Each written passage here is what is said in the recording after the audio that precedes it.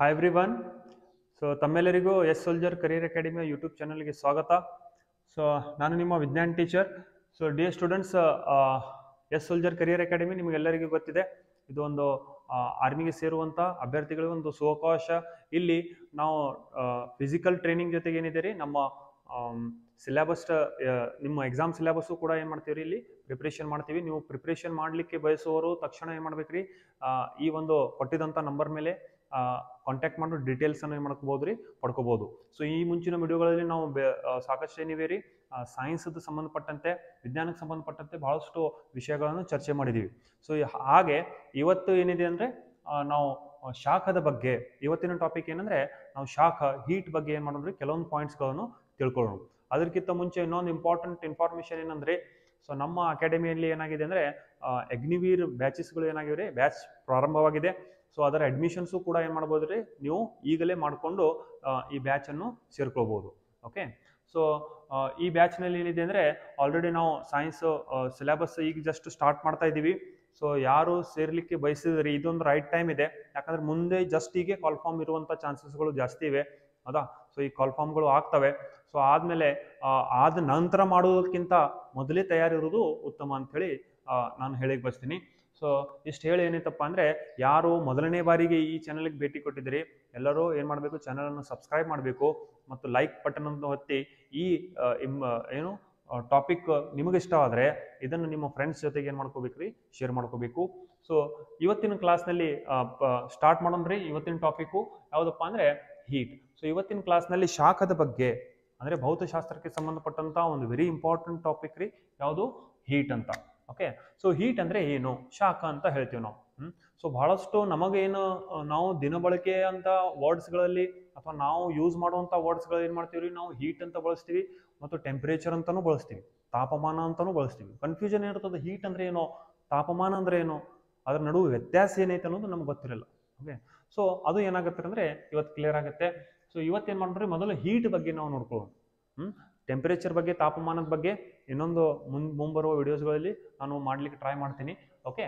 So ಇವತ್ತೇನಿದೆ ಅಂದರೆ ನಾವು ಹೀಟಿನ ಮೇಲೆ ಏನು ಮಾಡೋಣ್ರಿ, ಡಿಸ್ಕಸ್ ಮಾಡೋಣ. ಓಕೆ.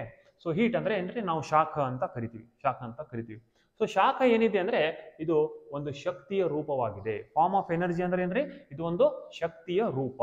ಶಕ್ತಿಯ ರೂಪ ಅಂದ್ರೆ ಏನ್ರಿ, ನಿಮ್ಗೆ ಗೊತ್ತಿದೆ, ನಮ್ಮ ಬ್ರಹ್ಮಾಂಡದಲ್ಲಿ ಶಕ್ತಿ ಏನಿದೆ ರೀ, ಬೇರೆ ಬೇರೆ ರೂಪದಲ್ಲಿದೆ, ಹೌದಾ. ಈಗ ಫಾರ್ ಎಕ್ಸಾಂಪಲ್ ನೋಡ್ರಿ, ಇದು ಶಾಖ ಒಂದು ಶಕ್ತಿ. ಅದೇ ತರ ಬೆಳಕು ಕೂಡ ಒಂದು ಶಕ್ತಿಯ ರೂಪ, ಅದೇ ಶಬ್ದನೂ ಕೂಡ ಒಂದು ಶಕ್ತಿಯ ರೂಪ.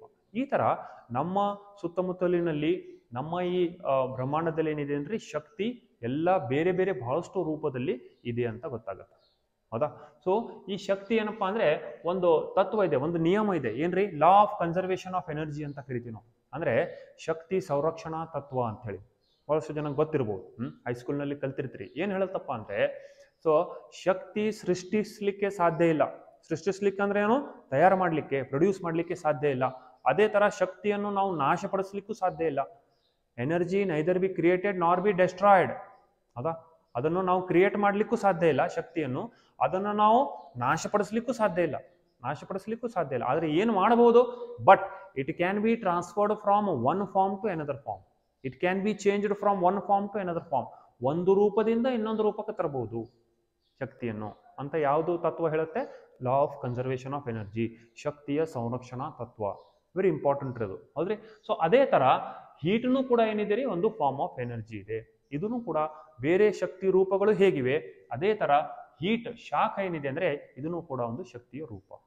ಈಗ ಇದನ್ನು ಅಳಿಬೇಕಲ್ರಿ, ಎಷ್ಟು ಹೀಟ್ ಇದೆ ಅಂತ ಹೇಳಿ. ಸೊ ಅದ್ರಾಗ ಎದ್ರಾಗ ಅಳಿತೀವಪ್ಪ ಅಂದ್ರೆ ಜೋಲ್ ನಲ್ಲಿ ಅಳಿತೀವಿ. ಯಾಕೆ ಜೋಲ್ ಅಂತ ಹೇಳ್ರಿ, ಯಾಕಂದ್ರೆ ಎನರ್ಜಿದು ಕೂಡ ಏನಿದೆ ರೀ, ಶಕ್ತಿದು ಕೂಡ ಒಂದು ಏಕಮಾನ ಏನಿದೆ ರೀ, ಜೋಲ್ ಇದೆ. ಶಕ್ತಿದು ಕೂಡ ಏನಿದೆ, ಏಕಮಾನ ಜೋಲ್ ಇದೆ. ಅದೇ ತರ ಹೀಟ್ನು ಕೂಡ ಒಂದು ಶಕ್ತಿ ಆಗುವುದರಿಂದ ಅದರದ್ದು ಏಕಮಾನ ಏನಿರುತ್ತಪ್ಪ ಅಂದ್ರೆ ಜೋಲ್ ಆಗಿರುತ್ತೆ. ಇದು ಏನಿದೆ ಅಂದ್ರೆ ಮಾಡರ್ನ್ ಯೂನಿಟ್ ಇದೆ. ಮಾಡರ್ನ್ ಯೂನಿಟ್ ಅಂದ್ರೆ ಆಧುನಿಕ ಏಕಮಾನ. ಈಗ ನಾವು ಬಳಸುವಂತ ಏಕಮಾನ ಏನ್ರಿ, ಅದು ಜೋಲ್ ಅಂತ ಬಳಸ್ತೀವಿ ಶಾಖಕ್ಕೆ. ಆದರೆ ಹಳೆ ಕಾಲದಲ್ಲಿ, ಮೊದಲನೇ ದಿನಗಳಲ್ಲಿ ಹೀಟ್ ಅನ್ನು ಕ್ಯಾಲೋರಿನಲ್ಲಿ ಏನ್ ಮಾಡ್ತಿದ್ರಪ್ಪ ಅಂದ್ರೆ ಮೆಜರ್ ಮಾಡ್ತಿದ್ರು. ಅದಕ್ಕೆ ನಾನು ಇಲ್ಲಿ ಬರ್ತಿದ್ದೀನಿ ಓಲ್ಡ್ ಯೂನಿಟ್, ಅಂದ್ರೆ ಹಳೆಯ ಏಕಮಾನ. ಹಳೆಯ ಇದರಲ್ಲಿ ಏನಿತ್ತಪ್ಪ ಅಂದ್ರೆ ನಾವು ಹೀಟ್ ಅನ್ನು, ಶಾಖವನ್ನು ಕ್ಯಾಲರೀಸ್ ನಲ್ಲಿ ಮೆಜರ್ ಮಾಡ್ತೀವಿ. ಈಗಲೂ ಮಾಡ್ತೀವಿ, ಅಲ್ವಾ. ಈಗ ನೋಡ್ರಿ ಏಕಮಾನಗಳು ಒಂದೇ ಇರಲ್ಲ. ಈಗ ಫಾರ್ ಎಕ್ಸಾಂಪಲ್ ನೋಡ್ರಿ ರಾಶಿ ಇದೆ ಅದ, ರಾಶಿಯನ್ನು ನಾವು ಕಿಲೋಗ್ರಾಮ್ನಲ್ಲಿ ಅಳಿತೀವಿ. ಮಾಸ್ ಇದೆ ಹೌದಲ್ರಿ, ಕಿಲೋಗ್ರಾಮ್ನಲ್ಲಿ ಅಳಿತೀವಿ. ಆದ್ರೆ ಕಿಲೋಗ್ರಾಮ್ ಒಂದೇ ಐತೆ ಅಂದ್ರೆ ಏಕಮಾನ ಅದರದ್ದು ಇಲ್ಲ ಹೌದಲ್ರಿ. ಸೊ ಅದರದ್ದು ಗ್ರಾಮ್ನೂ ಇದೆ, ಮಿಲಿಗ್ರಾಮ್ನೂ ಇದೆ, ಕ್ವಿಂಟಲ್ನೂ ಇದೆ, ಟನ್ ಇದೆ. ಇವೆಲ್ಲ ಎದ್ರದ್ದು ಏಕಮಾನ ರೀ? ಇವೆಲ್ಲ ಮಾಸದ್ದೇ ಏಕಮಾನಗಳು ಹೌದಲ್ರಿ. ಸೊ ಅದಕ್ಕೆ ರಾಶಿ ಅಂತೀವಿ ನಾವು, ರಾಶಿ ಇದೆ ಏಕಮಾನಗಳು. ಹಾಗೆ ಟೆಂಪರೇಚರ್ ನೋಡ್ರಿ ಕೆಲ್ವಿನ್ ಇದೆ, ಸೆಲ್ಸಿಯಸ್ ಇದೆ ಹೌದಲ್ರಿ, ಫ್ಯಾರನ್ ಹೀಟ್ ಇದೆ, ಇವೆಲ್ಲ ಏಕಮಾನಗಳು. ಆದ್ರೆ SI ಮಾನ ಅನ್ನೋದು ಒಂದೇ ಇರ್ತದ್ರಿ. SI ಮಾನ ಯಾವುದಂದ್ರೆ ಕ್ವಶನ್ ಬತ್ತಪ್ಪ ಅಂದ್ರೆ ಎಕ್ಸಾಮ್ ನಲ್ಲಿ ಅದು ಜೋಲ್ ಅಂತ ಬರಿಬೇಕು. SI ಮಾನ ಏನಿದೆ ಜೋಲ್ ಅಂತ ಬರಿಬೇಕು. ಅದೇ ತರ ಹೀಟ್ ಅನ್ನು ನಾವು ಕ್ಯಾಲೋರಿನಲ್ಲಿನೂ ಅಳಿತೀವ್ರಿ, ಕ್ಯಾಲರಿನಲ್ಲಿನೂ ಅಳಿತೀವಿ. ಆಮೇಲೆ ಈ ಹೀಟ್ ಬಗ್ಗೆ ಅಥವಾ ಶಾಖದ ಅಧ್ಯಯನವನ್ನು ನಾವು ಥರ್ಮೋಡೈನಮಿಕ್ಸ್ ಅಂತ ಕರಿತೀವಿ. ಶಾಖದ ಅಧ್ಯಯನವನ್ನು ಏನಂತ ಕರಿತೀವಿ? ಥರ್ಮೋಡೈನಮಿಕ್ಸ್. ವೆರಿ ಇಂಪಾರ್ಟೆಂಟ್ ಕ್ವಶನ್ ರೀ, ಬಹಳಷ್ಟು ಎಕ್ಸಾಮ್ಸ್ ನಲ್ಲಿ ರಿಪೀಟ್ ಆಗಿದ್ದಂತ ಕ್ವಶನ್ಸ್ ಇದು. ಇದನ್ನು ಆಮೇಲೆ ಯೂನಿಟ್ನು ಕೇಳಿದಾನ್ರಿ. ಇಲ್ಲಿ ಏನೇನು ನಾನು ಪಾಯಿಂಟ್ಸ್ ಬರ್ದಿದ್ದೀನಿ ಇವ್ರ ಎಕ್ಸಾಮ್ ನಲ್ಲಿ ಕೇಳಿದಂತ ಕ್ವಶನ್ಸ್ಗಳು, ಇಂಪಾರ್ಟೆಂಟ್ ಇದ್ದಂತ ಕ್ವಶನ್ಸ್ಗಳು ಹೌದ್ರಿ. ಎಸ್. ಸೊ ನೆಕ್ಸ್ಟ್ ಪಾಯಿಂಟ್ ಏನ್ರಿ? ಸ್ಟಡಿ ಆಫ್ ಹೀಟ್ ಅಂದ್ರೆ ಏನು? ಶಾಖದ ಅಧ್ಯಯನವನ್ನು ನಾವು ಏನಂತ ಕರಿತೀವಿ? ಥರ್ಮೋಡೈನಮಿಕ್ಸ್ ಅಂತ ಕರಿತೀವಿ. ಇದ್ರದ್ದು ಓಲ್ಡ್ ಯೂನಿಟ್ ಏನಪ್ಪಾ ಅಂದ್ರೆ ಕ್ಯಾಲರಿ ಇದೆ. ಸೊ ಕ್ಯಾಲರಿ ಅಂದ್ರೆ ಏನು? What is the meaning of calorie? Calorie ಅಂದ್ರೆ heat required to rise. Rise ಅಂದ್ರೆ ಇನ್ಕ್ರೀಸ್, ಹೆಚ್ಚಿಸುವುದು. ಏನ್ ಹೆಚ್ಚಿಸುವುದು? ಟೆಂಪರೇಚರ್, ತಾಪಮಾನವನ್ನು ಹೆಚ್ಚಿಸುವುದು. ಎದರದ್ದು ತಾಪಮಾನ ರೀ? 1 gram of water. 1 gram of water, 1 gram water ತಗೊಂಡು ಹೌದಾ, ಅದರ ಟೆಂಪರೇಚರ್ ಅನ್ನು 1 ಡಿಗ್ರಿಗೆ ಹೆಚ್ಚಿಸಲಿಕ್ಕೆ ಎಷ್ಟು ಹೀಟ್ ಬೇಕಾಗುತ್ತೆ, ಎಷ್ಟು ಶಾಖ ಬೇಕಾಗುತ್ತೆ, ಆ ಶಾಖದ ಪ್ರಮಾಣವನ್ನು ನಾವು 1 ಕ್ಯಾಲರಿ ಅಂತ ಕರಿತೀವಿ. 1 ಕ್ಯಾಲರಿ ಅಂತ ಕರಿತೀವಿ. ಇನ್ನೊಮ್ಮೆ ಹೇಳ್ತೀನಿ ಕೇಳ್ರಿ. ಏನು? 1 ಗ್ರಾಮ್ ನೀರನ್ನು ತಗೊಂಡು ಅದರ ತಾಪಮಾನ 1 ಡಿಗ್ರಿ ಹೆಚ್ಚಿಸಲಿಕ್ಕೆ ಬೇಕಾದಂತ ಶಾಖವನ್ನು ನಾವು ಏನಂತ ಕರಿತೀವಿ? ಕ್ಯಾಲೋರಿ ಅಂತ ಕರಿತೀವಿ. ಕ್ಯಾಲೋರಿ ಅಂತ ಕರಿತೀವಿ ಹೌದಾ. ಸೊ ಈ ಕ್ಯಾಲೋರಿ ಜೂಲ್ಸ್ ನಲ್ಲಿ ಕನ್ವರ್ಟ್ ಮಾಡಿದ್ರೆ ಜೂಲ್ ನಲ್ಲಿ ಎಷ್ಟಾಗತ್ತಪ್ಪ ಅಂದ್ರೆ 1 ಕ್ಯಾಲೋರಿ ಈಸ್ ಈಕ್ವಲ್ಸ್ ಟು 4.18 ಜೂಲ್ ಆಗುತ್ತೆ. 1 ಕ್ಯಾಲೋರಿ ಈಸ್ ಈಕ್ವಲ್ ಟು ಎಷ್ಟಾಗತ್ತೆ? 4.18 ಜೂಲ್ ಆಗುತ್ತೆ. 4.18 ಜೂಲ್ ಆಗುತ್ತೆ. ಇದು ನೆನಪಿಟ್ಕೊಳ್ಬೇಕು. ಇದನ್ನು ನಿಮ್ಮ ಬಹು ಆಯ್ಕೆ ಪ್ರಶ್ನೆಗಳಲ್ಲಿ ಕೇಳಿದಂತ ಕ್ವಶನ್ಸ್ಗಳು. ಏನೋ 1 calorie is equal to dash joules ಅಂತ ಹೇಳಿ.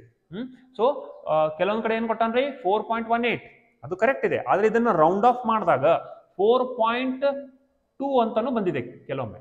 ಅದ 4.2 ಅಂದ್ರೆ 18ಕ್ಕೆ ನಾವು 20ಕ್ಕೆ ಏನ್ ಮಾಡ್ತೀವ್ರಿ? ರೌಂಡ್ ಆಫ್ ಮಾಡಿ 4.2 ಅಂತ ಬರ್ತದೆ. ಆದ್ರೆ ಎಕ್ಸಾಕ್ಟ್ ವ್ಯಾಲ್ಯೂ ಎಷ್ಟಪ್ಪ ಅಂದ್ರೆ 4.18 joule. 1 calorie is equal to 4.18 joule. Okay. So ಈ ಕ್ಯಾಲರಿಯನ್ನು ಎದರಾಗ ಮೆಜರ್ ಮಾಡ್ತೀವಿ ಅಂದ್ರೆ ಒಂದು ಸಾಧನ ಇದೆ, ಒಂದು ಉಪಕರಣ ಇದೆ, ಅದನ್ನು ನಾವು ಕ್ಯಾಲರಿ ಮೀಟರ್ ಅಂತ ಕರಿತೀವಿ. ಓಕೆ. ಸೊ ಕ್ಯಾಲರಿ ಮೀಟರ್ ನಲ್ಲಿ ನೇಮ್ ಇಟ್ ಸೆಲ್ಫ್, ಹೆಸರೇ ಹೇಳುತ್ತೆ ನೋಡ್ರಿ. ಏನ್ ಮೆಜರ್ ಮಾಡ್ತಾರೆ? ನಾವು ಕ್ಯಾಲರಿ ಮೆಜರ್ ಮಾಡ್ತೀವಿ. ಕ್ಯಾಲರೀಸ್ಗಳನ್ನು ಎಷ್ಟು ಕ್ಯಾಲರಿ ಬರ್ನ್ ಆಗಿದೆ ಅದನ್ನು ಮೆಜರ್ ಮಾಡ್ತೀವಿ. ಓಕೆ. ದೆನ್ ಈ ಹೆಚ್ಚು ಕ್ಯಾಲರಿ ಇದ್ದಂತ ಅಂದ್ರೆ ಏನು? ಹೆಚ್ಚು ಶಾಖ ಇದ್ದಂತ ಒಂದು ಇಂಧನ ಯಾವ್ದಂದ್ರೆ, ಹೆಚ್ಚು ಶಾಖವನ್ನು ಉತ್ಪತ್ತಿ ಮಾಡುವ ಇಂಧನ ಯಾವ್ದಂದ್ರೆ ಅದು ಹೈಡ್ರೋಜನ್ ಇಂಧನ, ಹೈಡ್ರೋಜನ್ ಫ್ಯೂಲ್. ಹೌದಾ. ಹೈ ಕ್ಯಾಲೋರಿಕ್ ಫ್ಯೂಲ್ ಯಾವ್ದಪ್ಪ ಅಂದ್ರೆ ಹೈಡ್ರೋಜನ್ ಫ್ಯೂಲ್. ಇದೇ ಹೈಡ್ರೋಜನ್ ಫ್ಯೂಲ್ ಅನ್ನು ನಾವು ಫ್ಯೂಲ್ ಆಫ್ ಫ್ಯೂಚರ್ ಅಂತಾನು ಕರಿತೀವಿ, ಅಂದ್ರೆ ಭವಿಷ್ಯದ ಇಂಧನ ಅಂತಾನು ಕರಿತೀವಿ. ಅದು ಯಾಕೆ ಕರೀತಾರ ಅಂದ್ರೆ ನೆಕ್ಸ್ಟ್ ವಿಡಿಯೋಸ್ ನಲ್ಲಿ ನಾನು ಹೇಳ್ತೀನಿ. ಓಕೆ. ಸೊ ಈ ಹೈ ಕ್ಯಾಲರಿಕ್ ಫ್ಯೂಲ್ ಯಾವ್ದಪ್ಪ ಅಂದ್ರೆ ಇದು hydrogen. Okay. Then high calorific nutrient ಅಂದ್ರೆ ಹೆಚ್ಚು ಶಾಖ ಇದ್ದಂತ, ಹೆಚ್ಚು ಏನು ಕ್ಯಾಲೋರಿ ಇದ್ದಂತ ನ್ಯೂಟ್ರಿಯೆಂಟ್ ಅಂದ್ರೆ ಏನ್ರಿ? ಪೋಷಕಾಂಶ ಎಲ್ಲಿರ್ತಾವ್ರಿ? ನಮ್ಮ ಆಹಾರದಲ್ಲಿ ಇರ್ತಾವ ಹೌದಲ್ರಿ. ಸೊ ಆ ಆಹಾರದ ಪೋಷಕಾಂಶಗಳಲ್ಲಿ ಪ್ರೋಟೀನ್ ಇದೆ, ಕಾರ್ಬೋಹೈಡ್ರೇಟ್ ಇದೆ ಹೌದಲ್ರಿ. ಅದೇ ತರ ಫ್ಯಾಟ್ ಇದೆ, ಮಿನರಲ್ಸ್ಗಳಿವೆ, ವಿಟಮಿನ್ಸ್ಗಳಿವೆ ಹೌದಲ್ರಿ. ಈ ಎಲ್ಲ ಪೋಷಕಾಂಶಗಳಲ್ಲಿ ಹೆಚ್ಚಿನ ಸಂಖ್ಯೆಯಲ್ಲಿ ಕ್ಯಾಲರಿ ಎದರಾಗಿರ್ತದಪ್ಪ ಅಂದ್ರೆ ಅದು ಫ್ಯಾಟ್ ನಲ್ಲಿ ಇರುತ್ತೆ. ನಾವು ಕೊಬ್ಬು ಅಂತ ಹೇಳ್ತೀವಿ ಹೌದಲ್ರಿ. ಸೊ ಫ್ಯಾಟ್ ನಲ್ಲಿ ಏನಿರ್ತದಪ್ಪ ಅಂದ್ರೆ ಹೆಚ್ಚಿನ ಸಂಖ್ಯೆಯಲ್ಲಿ ಕ್ಯಾಲರಿ ಇರುತ್ತೆ ಹೌದಾ, ಶಾಖ ಜಾಸ್ತಿ ಇರುತ್ತೆ. Then hydrogen is the first element in periodic table. Periodic table ಅಂದ್ರೆ ಆವರ್ತ ಕೋಷ್ಟಕ ಅಂತ ಕರಿತೀವಿ ನಾವು. ಆ ಆವರ್ತ ಕೋಷ್ಟಕಗಳಲ್ಲಿ ನಾವು ಧಾತುಗಳ ಒಂದು ಏನಿದ್ರೆ ಪಟ್ಟಿ ಇದೆ. ಧಾತುಗಳ ಪಟ್ಟಿಯನ್ನೇ ನಾವು ಆವರ್ತ ಕೋಷ್ಟಕ ಅಂತ ಕರಿತೀವಿ, ಸಿಂಪಲ್ ಲ್ಯಾಂಗ್ವೇಜ್ ಬಗ್ಗೆ ಹೇಳ್ಬೇಕಂದ್ರೆ. ಹೌದಾ. ಹಂಗ 118 ಧಾತುಗಳಿವೆ ರೀ. ಹೌದಾ. ಧಾತುಗಳದ ಒಂದು ಏನ್ ಮಾಡ್ರಿ? ಎಲ್ಲ ಏನು ಸೈಂಟಿಸ್ಟ್ಗಳು ಕೂಡಿ ಹೌದಾ. ಸೊ ಅದನ್ನ ಏನ್ ಮಾಡ್ರಿ? ಸಿಸ್ಟಮೆಟಿಕಲಿ ಅರೇಂಜ್ ಮಾಡಿದ್ದಾರೆ. ಸೊ ಆ ಅರೇಂಜ್ ಮಾಡಿದಂತ ಒಂದು ಟೇಬಲ್ ಇದೆ ನೋಡ್ರಿ. ಅದನ್ನೇ ನಾವು ಏನಂತ ಕರಿತೀವಿ, ಕೋಷ್ಟಕವನ್ನು ಆವರ್ತ ಕೋಷ್ಟಕ ಅಂತ ಕರಿತೀವಿ. ಆ ಒಂದು ಟೇಬಲ್ ನಲ್ಲಿ ನೀವು ನೋಡಿರ್ಬೋದು, ಹೈಸ್ಕೂಲ್ ಟೆಕ್ಸ್ಟ್ ಬುಕ್ಸ್ ನಲ್ಲಿ ಅದು ಕೊಟ್ಟಿರ್ತಾರೆ ನೋಡ್ರಿ, ಆವರ್ತ ಕೋಷ್ಟಕ. ಆ ಕೋಷ್ಟಕಗಳಲ್ಲಿ ಮೊದಲನೇ ಧಾತು ಯಾವ್ದಪ್ಪ ಅಂದ್ರೆ ಅದು ಹೈಡ್ರೋಜನ್ ಆಗಿರುತ್ತೆ. ಮೊದಲನೇ ಧಾತು ಯಾವ್ದಿರುತ್ತೆ? ಹೈಡ್ರೋಜನ್ ಆಗಿರುತ್ತೆ. ಈ ಹೈಡ್ರೋಜನ್ ಬಗ್ಗೆ ಬಹಳಷ್ಟು GK ಪಾಯಿಂಟ್ಸ್ಗಳು ನಾವು ನೆನಪಿಟ್ಟಬೇಕಾಗತ್ತೆ. ಯಾಕಂದ್ರೆ ಈ ಟಾಪಿಕ್ ಮೇಲೆ ಕೇಳಿದಂತ ಕ್ವಶನ್ಸ್ಗಳಲ್ಲಿ ಹೈಡ್ರೋಜನ್ ಮೇಲೆ ಬಹಳಷ್ಟು ಕ್ವಶನ್ಸ್ಗಳು ಏನಾಗ್ಯಾವ್ರಿ, ರೈಸ್ ಆಗಿವೆ. ಅದಕ್ಕೆ ಹೈಡ್ರೋಜನ್ ಬಗ್ಗೆ ಕೆಲವೊಂದು ಪಾಯಿಂಟ್ಸ್ಗಳು ಇವು ಕಂಪ್ಲೀಟ್ ಇಲ್ಲ, ಇನ್ನೂ ಬಹಳಷ್ಟು ಪಾಯಿಂಟ್ಸ್ಗಳಿವೆ. ನೆಕ್ಸ್ಟ್ ವಿಡಿಯೋಸ್ಗಳಲ್ಲಿ ಮತ್ತೆ ನಾವು ಏನು ಮಾಡೋಣ್ರಿ, ನೋಡೋಣ.